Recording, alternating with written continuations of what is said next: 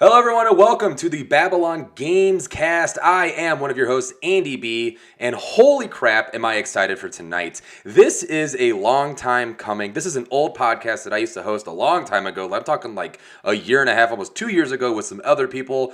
But you know what? I decided to bring it back. Got a couple of new faces on here that I wanted to talk to. Joining me, as always, is my good friend, Johnny, a.k.a. Black Kool-Aid. Johnny, how you doing? Doing pretty well. How are you doing? I am doing fantastic. My wife made me this wonderful gin and tonic. I am already kind of feeling a little tipsy, which is going to make this show even more fun. So I'm just going to take a sip real quick. And joining us as well, for not the first time, he's been on the show once or maybe even twice beforehand. I can't remember. Super Gains Bros. How you doing, buddy? Hey, man. I'm doing good. Dude, I'm honestly I'm so excited. happy to I'm have excited. you on. I messaged you. Yeah, I messaged you like a week or two ago. I'm like, hey, man, well, if you were talking about creating some content, I was like, hey, I'm always down to podcast. So Yeah. and now here we are. Yeah, for those who don't know, he hosts a million podcasts. He's got a TikTok that's been popping off lately. That's a lot of fun. But we'll talk more about that later. I'll have him, I'll have you go ahead and pimp out your stuff at the end. And then also joining us, this is something that I've wanted to do for a while. We've been talking about possibly me hopping on one of his live streams. Just haven't had a chance to do it yet. But it is the man with many different names. He goes by Happy Wanderer on Twitter. He's flipping the switch. You know him as Zoo on Twitter. Whatever he goes by. Welcome to the stream, my friend. Hey, what's going on? Yeah, the Zoo works fine. That works just fine. Although, if you ask my detractors on the internet, and also I'm a reviewer and digital bartender on YouTube. I love it. Love it. So we got a packed house tonight. Freaking awesome. So we're going to talk about some new game releases from the last week to 2 weeks. And if any of us have really sat down and played some of them. So we have Princess Peach Showtime. Anyone play this yet? Mm-mm. Cannot Really? say that I have. Just me? Well, No, I've dipped my toes in.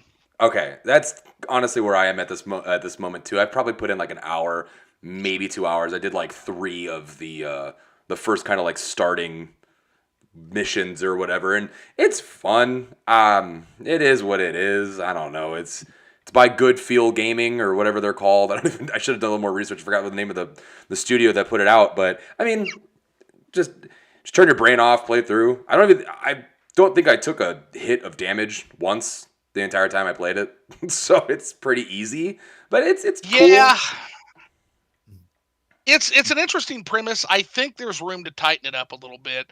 It's essentially Peach getting her gameplay identity. So you've seen this with other Mario characters, where slowly but surely, like Luigi ended up becoming like a haunted house game. Captain Toad got a gameplay identity, ironically enough, based off Mario Brothers 2, where Toad can't really jump, he throws vegetables, and they made it kind of an exploration-style diorama game. You saw it with, now you see it with Peach, basically. So Peach has got kind of a variety hour style game, and I think there's room to tighten it up, but yeah, definitely can see that it's a first attempt. You can definitely see they're kind of throwing things at the wall, seeing what sticks. Yeah. A good part of it is it's the end of the Switch life cycle. I mean, you see this with every video game console. Towards the end of their life cycle, they're like, all right, well, this is when we push out some more of the explorative games to see if anything sticks that we could turn into a franchise later. And hey, I mean, this game is better than her other game that was based entirely off Peach getting powered up, off of her emotions. Yeah, so those who have played that, I wasn't around for gaming in that time period, but I heard that this game was interesting. So tell me a little bit about that. It's just kind of like a 2D platformer. It's not bad, but it's just sort of like, Peach gets powered up when she gets really angry. Oh boy. Just like, it's a game that would probably not do well in today's video game. Not really prep for modern audiences. Yeah, probably not do well in today's gaming landscape. Yeah, it was honestly, but before Princess Peach Showtime came out, I went and I kind of like just because I remember playing it. I think it came out in like 2005, and I looked back on it, and it really is exactly what you just described. Like, you use her emotions, and when she gets mad, look out! It's like, come on, guys. I'm glad to see they got rid of that for the new one. That's all I gotta say. I'm glad we've grown as a society.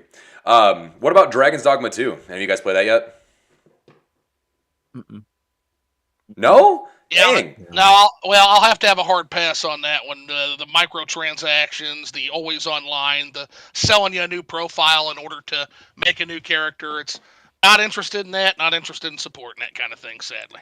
Yeah. Okay. So then I'm assuming I'm gonna just go ahead and roll out Rise of the Ronin as well. Anyone? Anyone? No, Mm. Rise of Ronin was actually on the docket for me to give it a shot, but I was actually playing another game beforehand, so it's a possibility down the line, but not really an urgent to play it. Gotcha. And Yeah. I'm I gonna might. assume. Oh, What's up? It looks good. oh, I was gonna say I might. I might check out Dragon's Dogma 2. It's just hard right now because Final Fantasy VII Rebirth is still not that old. Yeah. In the Yeah. nor is Helldivers 2 in the video game landscape. I feel like both of those games are probably eating into these games' launch a little bit. Oh, and I know. Especially Final Fantasy VII into Dragon's Dogma, since they're so similar. Yeah, and you've been playing a lot of Helldivers 2, especially over on your TikTok. I've hopped into some of your live streams and stuff like that. Actually, if you don't mind, I don't have a PS5. I'm probably not going to be able to play it for a while. Can you tell me a little bit about what it is that draws you to it as much as it does? So I am one of the rare people that actually played Helldivers 1. On the Vita, right? So it originally came out on Vita, and then it came to PS4 and PC, I believe. And I think, if anybody who has not played or is not familiar with Helldivers, it's essentially a big spoof on like Super Troopers, like over the top, sort of like for democracy, for liberty, like, and you're Yeah. fighting, robots and bugs and all these different all these different things. But gameplay wise, the new one is sort of a blend between, I would say, like Earth Defense Force, if you're familiar with any of those games, Yeah. which is drop into a city, you're fighting all these big giant bugs. Of course, this you also fight robots. But the original game, if you look at if you just look at it, it played much more like a twin stick shooter. Really, it's that sort of like isometric, over the top sort of view, like way like Diablo. Of course, it's like a first person shooter. So really, I feel like it felt more sort of like a twin stick shooter. But same thing, like it's very good at doing, like, presentation wise, it's very good at doing what it wants to do, right? Like when you're firing your, big giant machine guns at all the robots and everything, they're screaming, like, have a cup of liberty, like it's very like, and you're defending Super Earth, and so like they've got their whole like the world they've built is very interesting. Yeah. But I think and obviously now with Helldivers 2, they've expanded it. It's a third person shooter. So that makes it just much more, modern and fun. The secret sauce to the game, really, though, is the fact that it runs off a global score. So the game is entirely PvE, but everyone that is playing is helping everyone that is playing. Okay. So when you complete a mission, it goes to the global score, and you have to like defend planets. And there's like a giant war going on.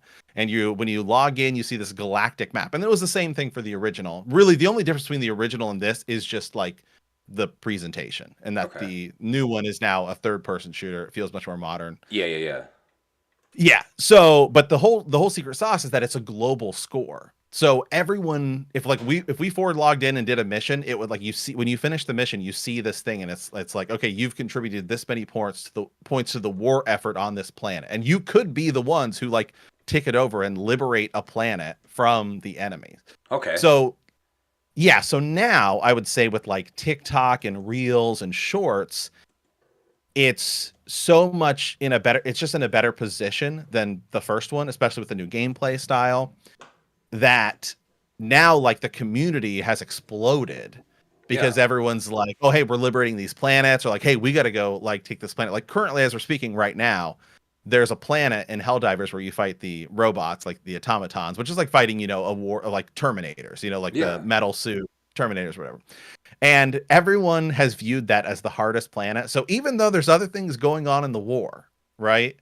Everyone, like, still is hammering on this planet because it's like the planet that everyone wants to liberate, even though like the wars are going on all over the rest of the like things are moving. Everyone still is like, no, this is the planet, and like it's at about 60% right now, which is the highest it's ever been. So like people are still playing it.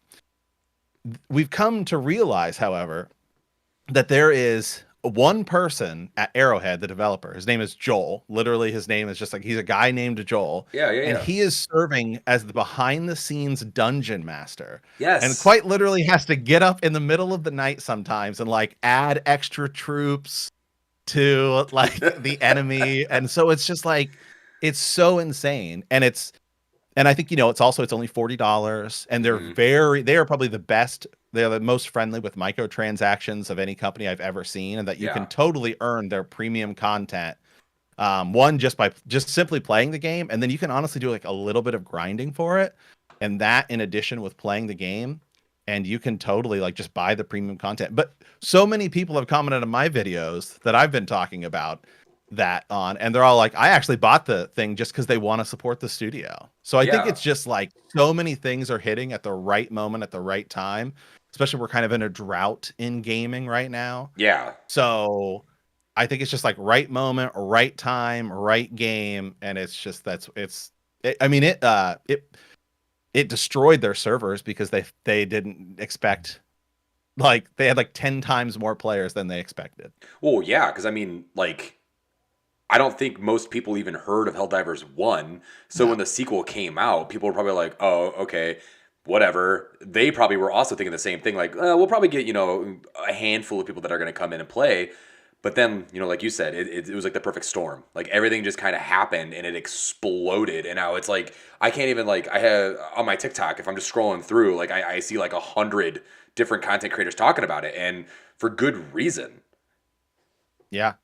Yeah, and even like when you die, like when you die in the game, it's more often funny than you know, like it's like, oops, I just got nuked by my own team, and you know, people are like laughing about it. So like even like dying in the game, you're like, it's like hilarious. So it's I'm so excited for it because I like, you know, platinum trophy to the original, which is not an easy thing to do.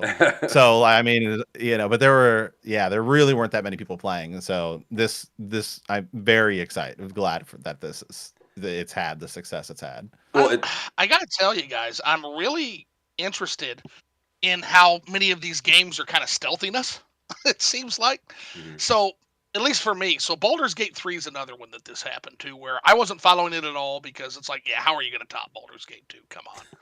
And then I start reading what Sven Vink is saying and how he won't shut the hell up about Ultima. And Ultima being a trajectory that gaming has abandoned, and so he wants to carry the Ultima torch forward. And as soon as I heard that, I'm like, oh wow, this is going to be huge. That's what happened. Oh, that's what happened. Yeah. And I kind of get the same feel from Helldivers too. So I was looking at one interview from the Arrowhead Studios guys, and they said, we make games that we ourselves would like to play. Yeah. That's it. That's our big secret to success. So you've got this small Swedish studio in Europe that loves sci-fi, loves to make video games, and wants to make the games they want to make. And some of the other games they made, basically Magicka, Gauntlet, Helldivers, and Helldivers 2. And Helldivers 2 has already crossed 8 million players. Jeez. Sony will likely buy them. And so I just want to say it's very refreshing to see actual game studios helmed by gamers and not these suits that just come in and they're there to gold mine a hobby because it's the most profitable entertainment medium in the world right now. This is what happens. It's what happened. You saw Blizzard get invaded by these folks. It's what happened to Blizzard. And it's interesting to see that former developers of some of these studios or people who just say, you know what, there's no games I want to play right now. I'm going to start making the games I want to play, coming together and finding success. And it just goes to show you that you can find success at any level and it can come out of nowhere.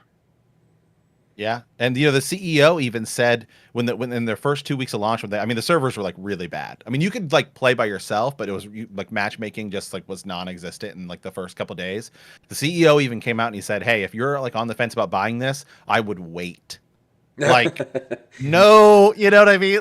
Like Starfield came out and it was like, trash when it launched, and all Microsoft's doing is like, hey, Starfield, it's great, everyone loves it, like you don't see companies do that. No. Like, hey, we're sorry, you should wait. The CEO No, is literally like, I would wait.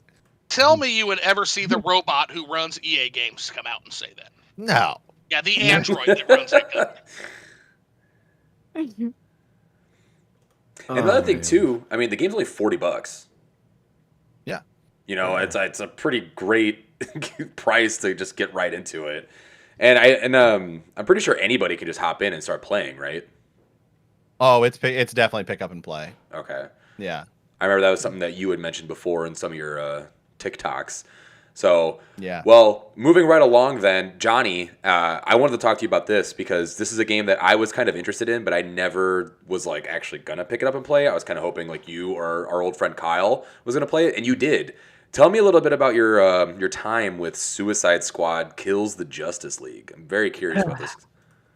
All right, so this game, I had high hopes for it until I just started seeing like people come out and basically just bash the game, saying it's a bad game, like the microtransactions, the movement, and this and that. There, I'm like, it kind of like put me in a predicament of like, should I give this game a shot or should I not? But like, you know what? Since I just recently acquired a Series X, let me just give it a shot. And it honestly surprised me. Like, I gotta say, that game on a nice TV looks phenomenal. I mean, the facial animations for all of those characters are uncanny to anything I've ever seen. Gameplay wise, I enjoyed it a lot. It takes a little bit of a learning curve because, like I said, the traversal things you have to basically learn between four characters: King Shark, Captain Boomerang, Harley Quinn, and Deadshot. Um, in my opinion, between all four, there's two characters that have superior traversal movements: King Shark and Deadshot. And throughout, I've mained King Shark because he's basically the tank of the Suicide Squad. Gotcha. Story wise, I enjoyed it. A part of me didn't like the idea of, basically taking out my childhood, but it was an actual idea that they put together, and they put it together crazy good. There are certain missions that you do throughout the whole story that they'll have like, oh yeah, so you'll get extra experience if you use this character because within the story actually makes more sense. Like, say for example, because each one gets taken out one by one, and in a row it's and I apologize if there's anything spoiler wise if I'm going to spoil anything. I'm not going any further than that. I'm not going into like deep story detail, but it goes Flash, Green Lantern, um, Batman and Superman, and then the biggin Brainiac. Yeah. And then if you actually play within those missions with a certain character, you get extra experience. Right. The skill trees are good. There's like no brainers. Different between the characters. You get specific weapons for each character too, because there's specific weapons that each one mains. Like King Shark mains heavy weapons. Captain Boomerang mains shotguns. Deadshot mains assault rifles and sniper rifles, and Harley Quinn is more or less like pistols or automatic pistols and stuff like that. And you have like different melees for each character. The King Shark has more or less like a machete or a really heavy scythe. Harley Quinn has a bat. Deadshot has his arm guns, and Captain Boomerang has his boomerang. Gotcha. But overall, the game is good. And I didn't know this until I actually finished the game, that the game is actually a live service game. So they're basically going to be breaking off the game into seasons. And from this first season, which just dropped, they're actually going to be debuting a new playable character. This new season, season one, titled Fear, and it's all like themed weapons that you get to unlock between playing the game, um, and you unlock Joker as a playable Okay. character. Um, the Discord that I've heard so far is that you basically have to grind to get Joker as a character, which a lot of people are kind of pissed off about because you have to reach level 35, if I'm not mistaken, within that realm in order to basically get the mission to unlock the character. Which, and all in all, like the missions that you actually do for in game, it's not really that bad. It's like it's tedious because you're basically going to be playing at most maybe 7, 8 hours before you even get a chance to unlock a character. But it's actually fun, and if you actually put a good build together for a certain character you actually like, you're perfectly fine. But overall, I enjoy the game. I understand, but I don't understand the Discord about the game because you don't play the games, especially something like that. Just have fun with it. Don't think Yeah. everything's so damn serious about it. Well, Because because I have the Metacritic up right now, and Yeah. uh, the critic reviews give it a 60. So it's, whatever, sure, take that as you will, grain of salt. But the For user as much score, take those reviews seriously. right? Yeah, but the user score based on 1,701 user ratings is a 3.6.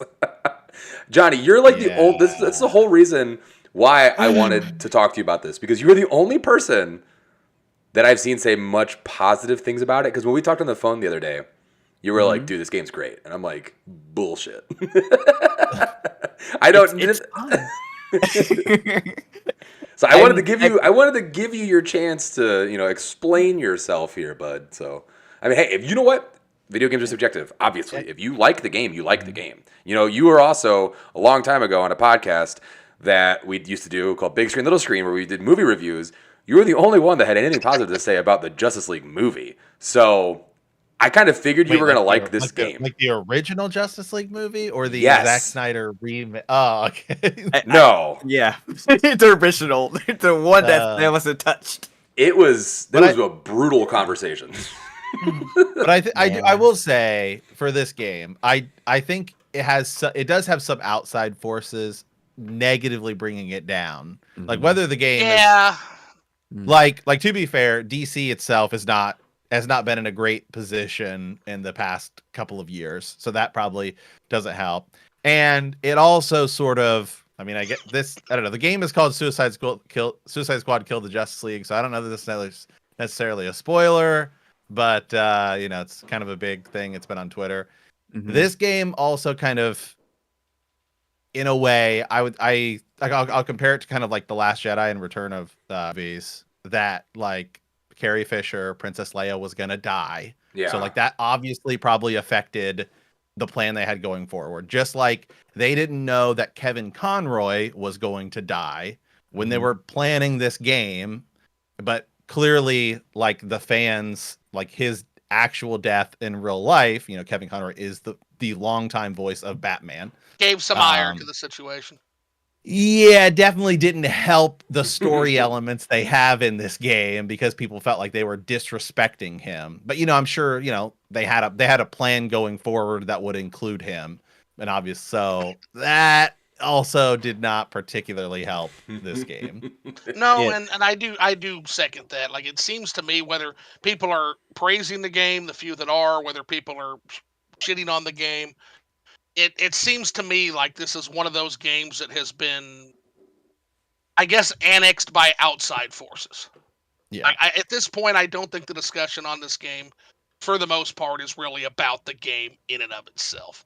I think it's about everything outside of the game. And I mean, Yeah. take that for what you will, whether it's positive, whether it's negative. But once outside issues annex a game, it's hard to get an actual legitimate look at it. And that's why I want to thank you for doing that for us, because Yeah, Yeah. like somebody that actually played the game, because I don't even believe half the people rating it have played it, to be honest. Right. I Yeah. haven't. Yeah, the live service part of it as well. Yeah. And Warner Hence Brothers. why I haven't, yeah. Yeah, and Warner Brothers came out and also said that that's something they want to do going forward. When last year they had Hogwarts Legacy as the best-selling game of the year, which is just like a single-player game, sold like 23 million copies. Yeah. And then they're like, nah, actually, we want to go towards live service. And they said that, after Yep. And Suicide Squad killed the Justice League came out and had like all these negative reviews, and it's like, why? well, and I wanted to urge people to be careful, and whether you like the game or don't like the game, one of the problems with these live service content roadmaps is the fact that these are game studios, and they will kill a game faster than you can say, huh? The moment it's not selling well. Oh, And yeah. my fear with this particular game is the discourse around us has become so poisonous that it doesn't matter whether the game's good or not, that this game might be one of those games that gets axed. Yeah. I can see that. And they'll do it. They'll absolutely do it. They don't give a shit. Which is just they don't insane care how many because people are playing. Yeah. it's just insane because it's almost like when, Bungie came out and, you're playing Destiny and Destiny 2 and you're like, weren't these the same people that made Halo? Right? And then it's kind of like, these are the same people that made the Arkham series. Like, some of the greatest games to ever exist. Mm-hmm. Yeah. I'm actually playing Arkham Asylum right now for the first time. I'm getting ready to play it for the Nintendo Switch review. Really? Oh, you're gonna have a fun fucking time. It's fabulous. I finished it, and it's fabulous. And I can't wait to talk a little bit more about it because I kind of see it, honestly, Yeah. as an interesting. It's kind of the failure of Batman. That's the story of Arkham Asylum in a way. It's the failure of Batman as the Panopticon. So essentially, are you guys familiar with the concept of Jeremy Pentham's Panopticon? No. Okay, so essentially what it is imagine a prison, and it's got 5 sides on it. And there's a tower in the middle of the prison. And there's glass obscuring the guard. Now, the guard can see everybody, but the guard can't look everywhere at once. The prisoners can't see where the guard is looking at the same time. And so the prisoner, because he's not sure where the guard is looking, has to assume he's constantly being surveyed, even when he's not.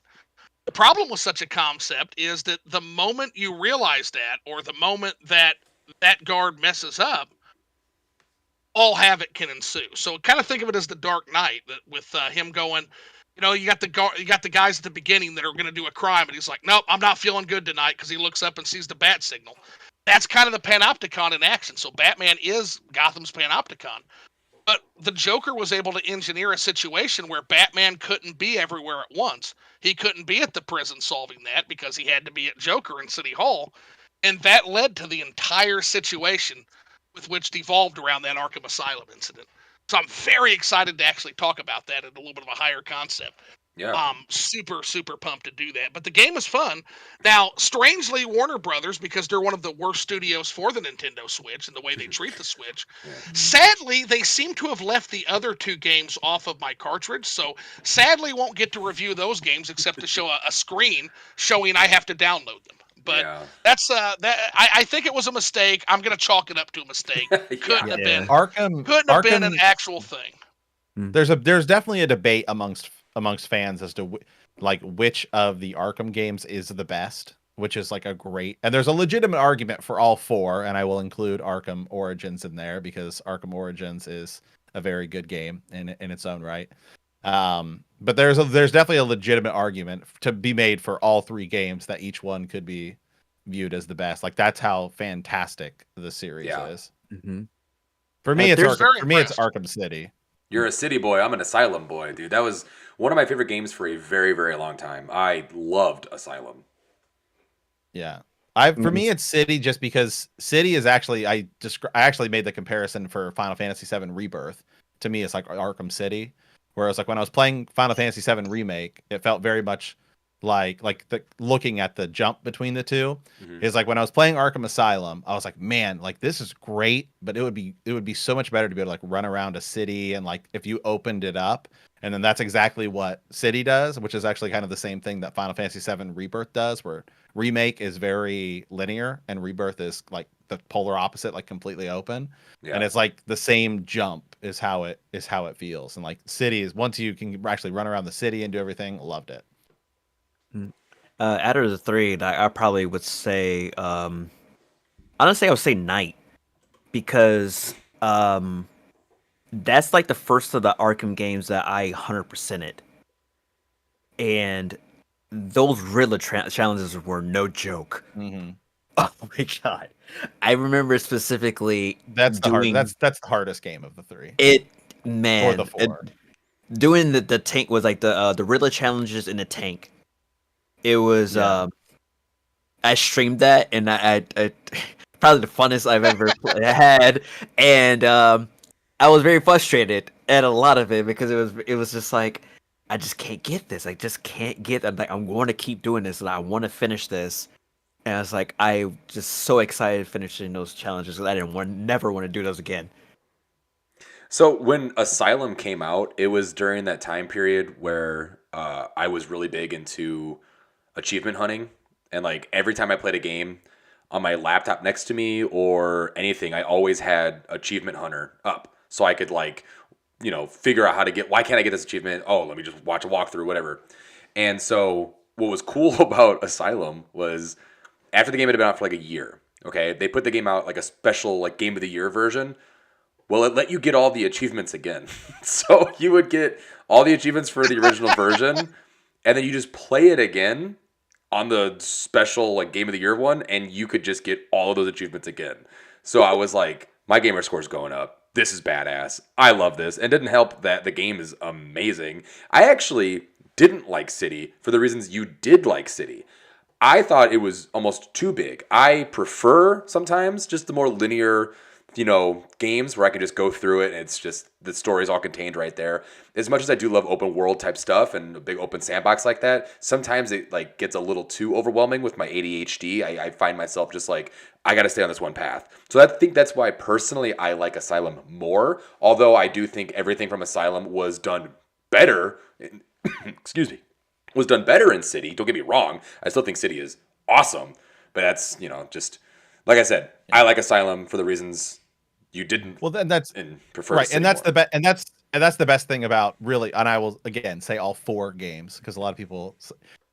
Origins kind of some people don't because Rocksteady didn't make it. Warner Brothers Montreal is the ones who made it. They're the same people that made Gotham Knights. Mhm. But I mean, for me, I think Night is probably my least favorite of those four. Mhm. Not that it's bad. I mean, they're all amazing. It's one of those things where it's like, well, one could be a 99, the other's a 98, the other's a 97. Like they're all great Oh, yeah. games. Yeah. But once the Batmobile got introduced, I felt like it kind of took away. I felt like I was always like having to choose between the two. It's like, well, do I want to use the Batmobile or do I just want to? I sort of felt like flying around was, like zipping everywhere was more fun for me, and so I felt like the Batmobile kind of took that away from me. I mean, the Batmobile's awesome. You literally just mow down anything that is in your path. Wasn't it? Honestly, The I Switch didn't. version is awful, though. I will say that. Well, Like it's the it's just a marvel that it runs it. Like it's the, insane. the Switch version would be awful if it existed. It sadly doesn't exist. Yeah. Well, there So was one. go I on. just want to say one more thing. I'm You're sorry. fine. You're fine. There was one thing I wanted to say before we hop off topic. On the topic of Suicide Squad. So you guys talked about people basically being pissed off because they were frustrated about how they basically sent off Kevin Conroy. So I was on the same boat as that until I figured out that this wasn't his last voice. Correct. So I ended up figuring out that his last voice is going to be in this upcoming Crisis Against Two Earths Part 2 or 3. I'm Uh-huh. not sure which one, but we still got some more. It's just that And And I think there's also he has some unreleased voice Yes. things for multiverses. Yeah, and I'm just like, you know what?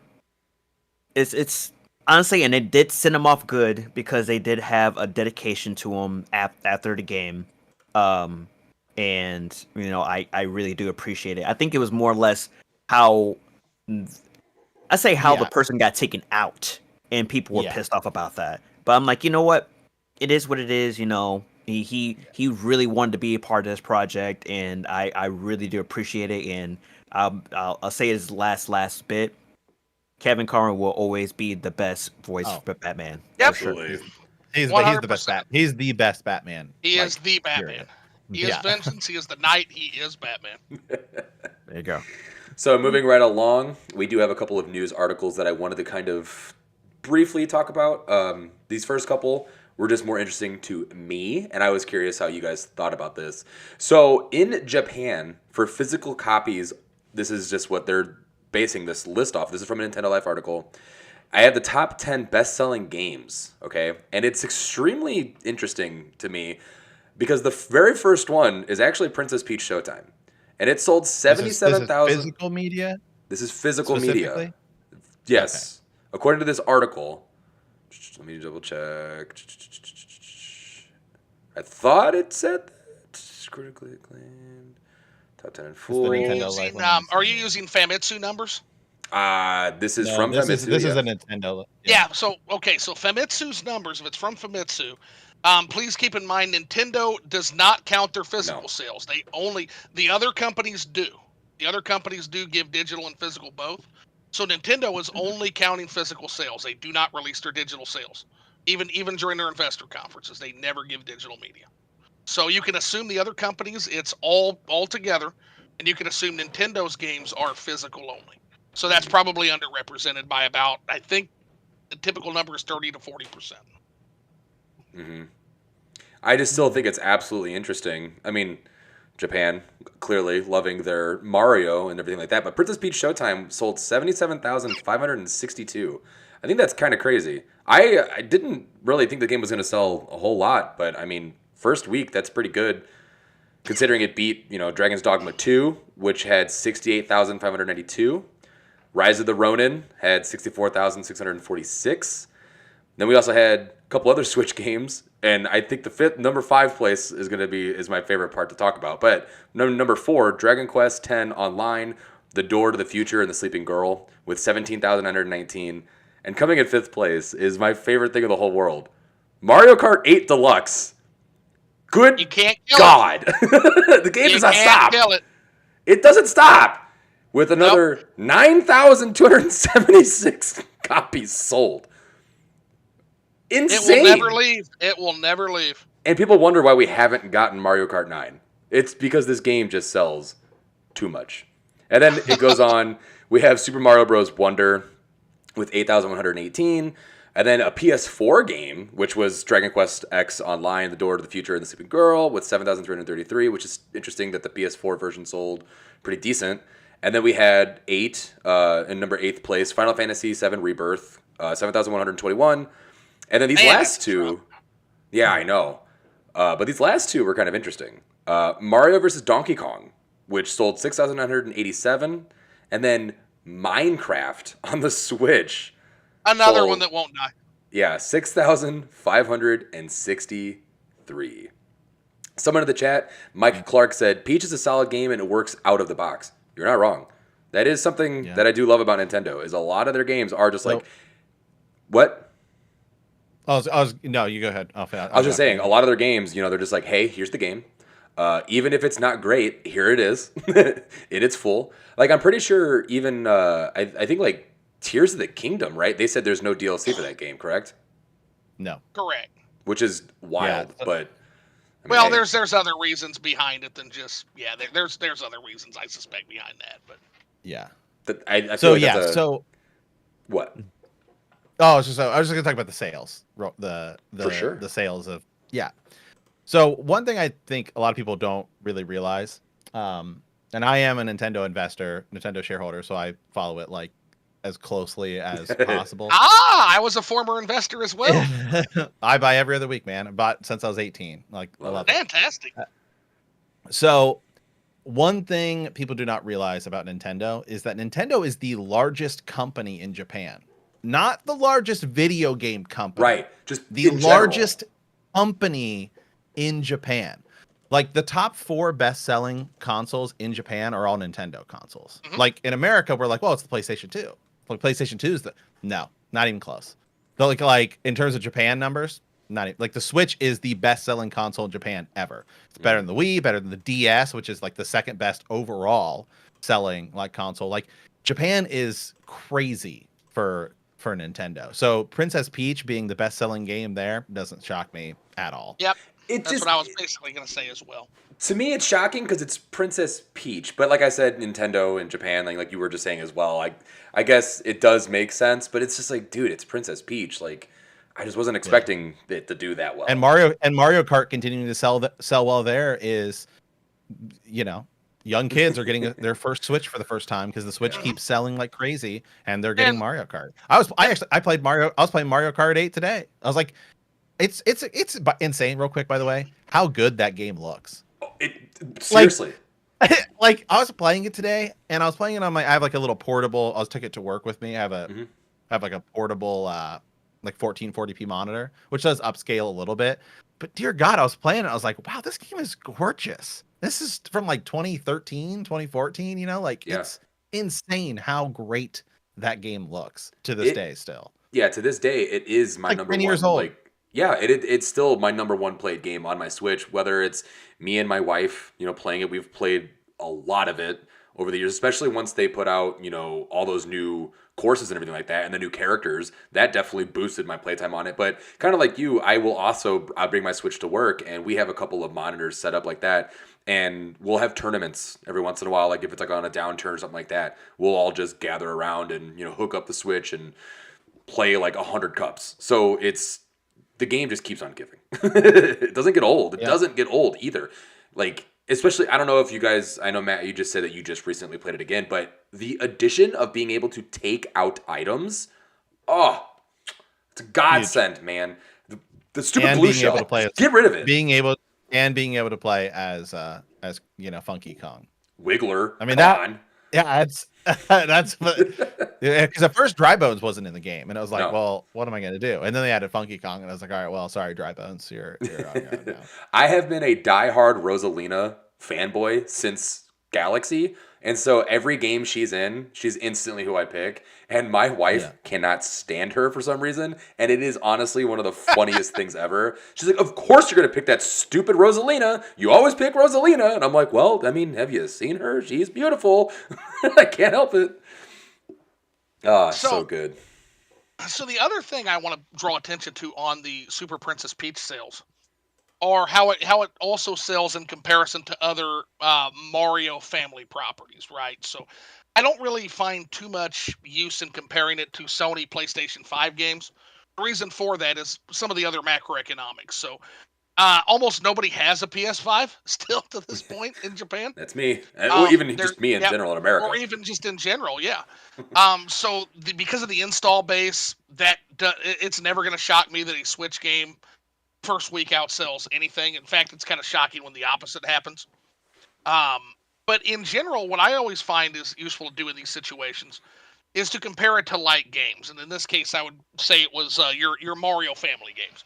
So you've seen other Super Mario Brothers games get a gameplay identity, like I talked about earlier, like Luigi's Mansion getting the Haunted House game, etc. So if you look at these, it kind of falls exactly where I thought it would fall. So first week sales of Luigi's Mansion in 2019 were 150,649. And that was the biggest of the Mario-like family games, right? Then you've got Donkey Kong Country Tropical Freeze did 90,000 in 2018. Super Princess Peach Showtime is right in the middle at that 77,562. And below that, you get Yoshi's Crafted World at 53,327. And then last but not least, you got poor Captain Toad Treasure Tracker at 41,852. But right in the middle of that pack, you've got Princess Peach. And that's kind of an interesting way of looking at the non-Mario characters' popularities, and it tracks about right where I'd think. So you got Luigi, you got Donkey Kong, then you got Peach, then you got Yoshi, then you got Captain Toad. I'm kind of shocked Yoshi didn't do a little better, honestly. Yeah. But yeah, it's kind of interesting to see how those all kind of fall together. And then, of course, you got to also look at, like, is this going to be like a true breakout game? Not really. Like, if you look at a game like Pikmin 4, 410,000 units its first week in Japan sales. Which is for it is, or you got a game like Fire Emblem Three Houses, which I think did around 300,000. You got Kirby and the Forgotten Land, which did 360,000. So these are like serious breakout games in series that have kind of either been languishing or holding stagnant. When you count population growth as a trend, once you factor in that population growth, a lot of these franchises have been stagnant. You saw a real breakout in particular with like Luigi's Mansion, with Kirby and the Forgotten Land, with Pikmin. So I don't think it's going to quite be a breakout star. I think it was too all over the place for that. But it's kind of interesting to see how it managed to do, despite being kind of the swan year. What some people are claiming is a swan song year of the Switch. Yeah. I think all it needed to do though was do exactly what it's done, which I think is Nintendo's probably happy with. I would imagine that if they're like, they look at this and they say, okay, like this is pretty good, like it did a little bit. Whatever they do next with Princess Peach, I think it should be much closer to like the movie, the Super Mario Brothers movie. Because that would be the new like mainstream audience that's getting into it that I would target would be more because they've already announced the next movie. We know they have a Donkey Kong one and a Zelda one coming, so Nintendo's going to be making a lot more movies and stuff. So I would begin to kind of. Yeah, the budget for this was going to be on a smaller scale. You could tell. For sure. Even graphically, it wasn't quite as crisp as some of the other things Nintendo can make. Definitely had so it was within budget. I can almost guarantee that most Nintendo products are. On top of that, you could tell this game was really R&D. Princess Peach are still trying to get her gameplay identity down pat. And yeah, they're going to do nothing but build on this as time goes on. Like this will get bigger. So moving right along as well. I don't know about you guys. Any of you guys play Celeste? Yes. Okay. A little bit. Celeste is in my top 5 favorite games of all time. I love everything about it, from the gameplay to the story to the cutesy graphics, everything about it, the art style. Love it. So when I saw this, what? Magical. Yes, 100%. So when I saw this article that says Celeste creators' next game delayed, this game ain't coming out in 2024, I was honestly pretty bummed. But then I realized I didn't really know too much about their next game, Earthblade. So this is from IGN by Kat Bailey. The developer, Maddie Thorson, acknowledged that it's time to face the music in a blog post on Thursday announcing that Earthblade, the next game from the team behind the acclaimed platformer Celeste, won't be making its 2024 release date. In her detailed update, Thorson acknowledged some of the hurdles that the project has faced, at one point admitting that she apologized to the team as she dealt with challenges in her personal life. She also oh my God, can I talk? So it also goes on to say that Extremely OK Games has hired veteran indie developer Kyle Pulver, who among other things is the world champion of Towerfall. It says Kyle quickly approached us with big ideas, which can be scary for everyone involved. But it was clear that he's not here to detail the project. He's identifying our vision and the problems preventing the game from living up to it and working with us to pinpoint solutions. Plus his fresh eyes have inspired all of us to see new things. So basically, it goes on to say as well that it's a new era in the development of the game, and she said they have no real idea of when it's going to come out. That's a total bummer.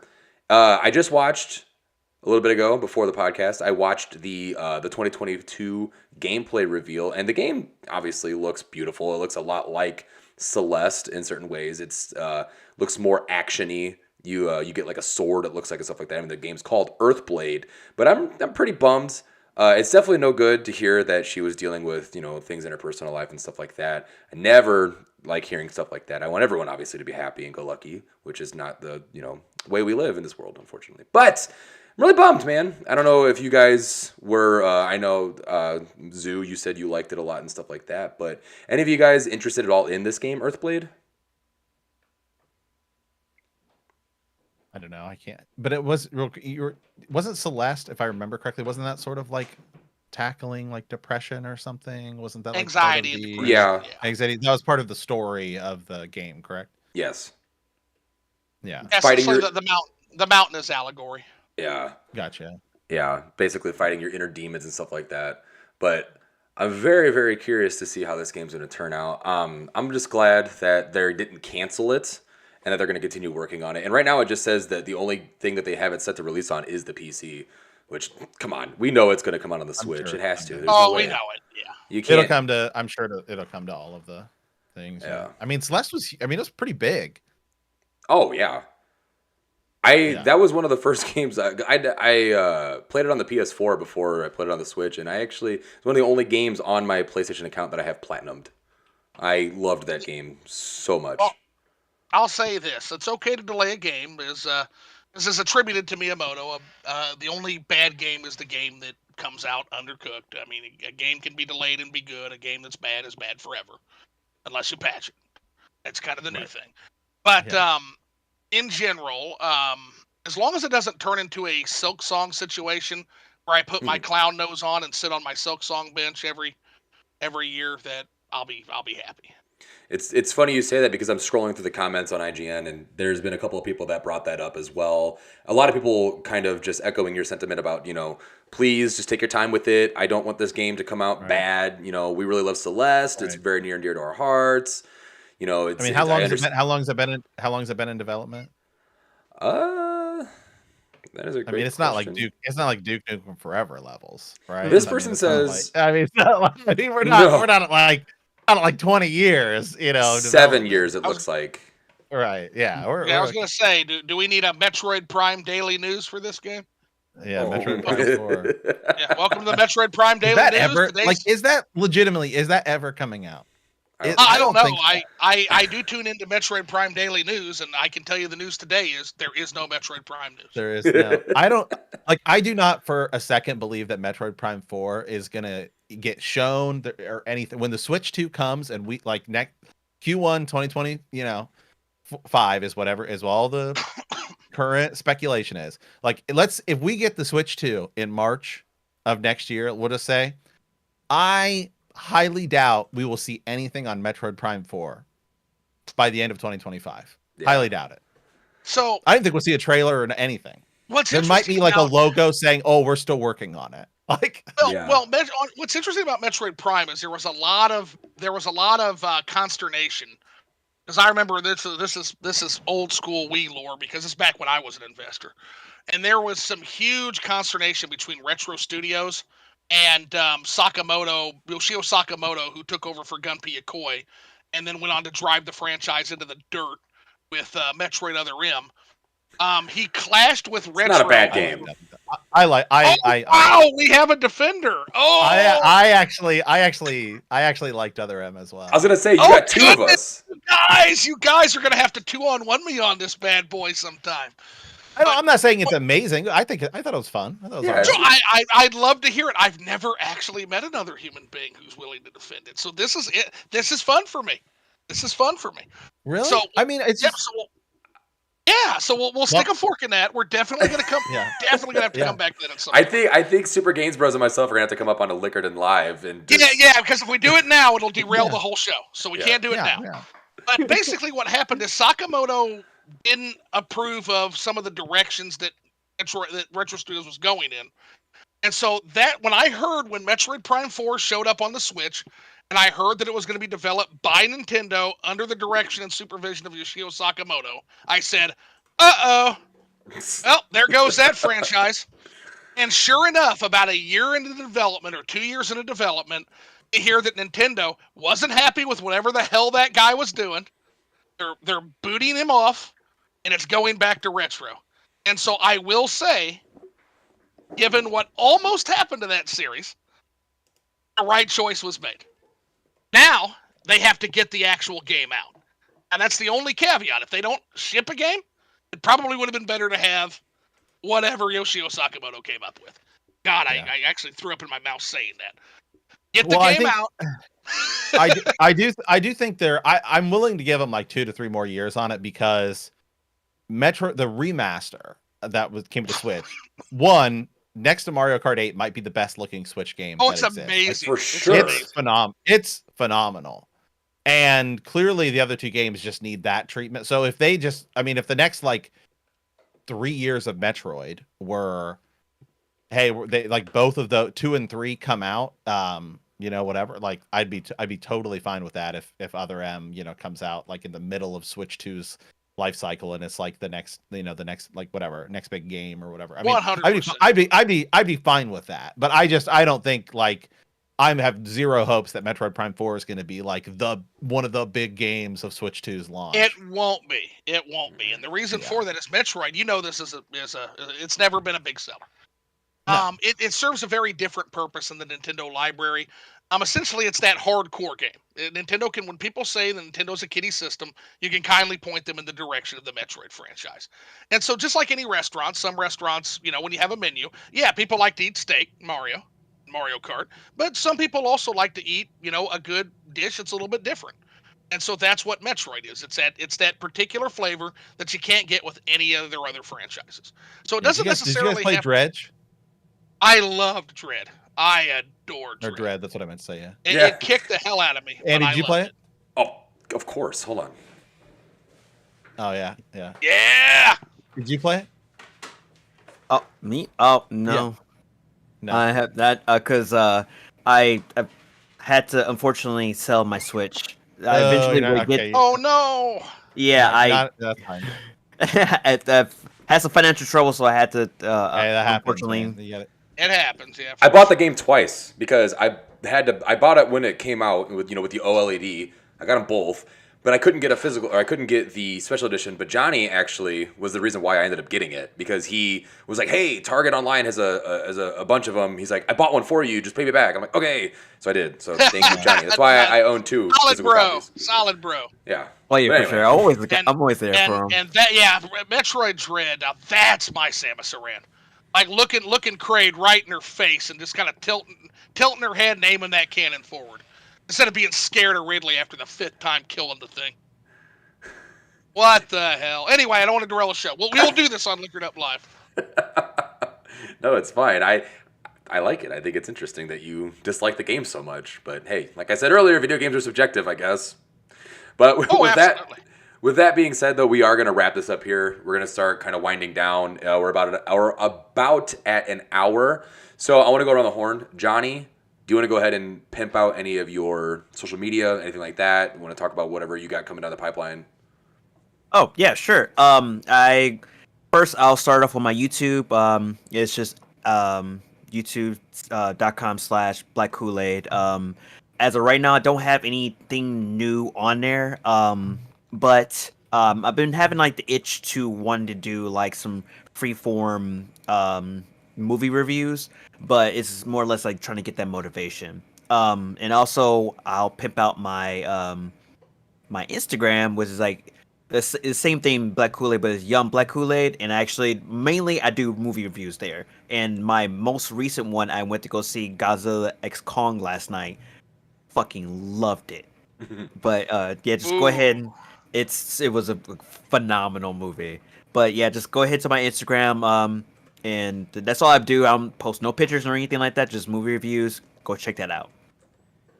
Yep. That's it. What about you, Matt, Super Gains Bros?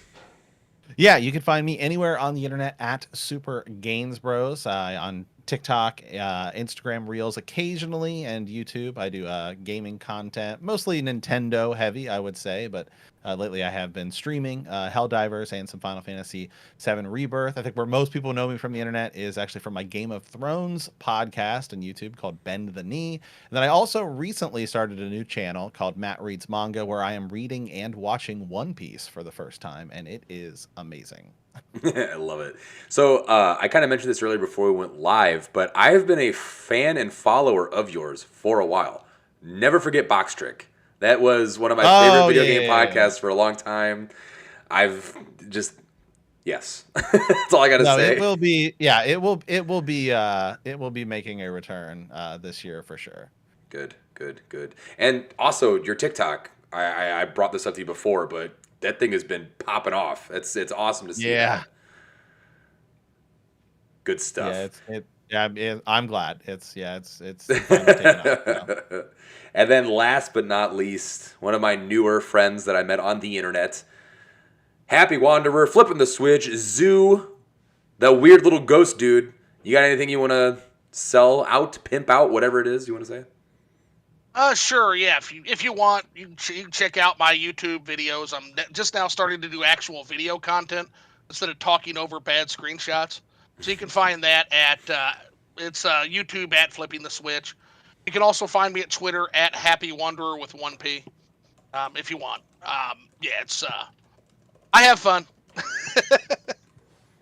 Well, thank you guys so much for joining us. We'll catch you guys next time. Bye.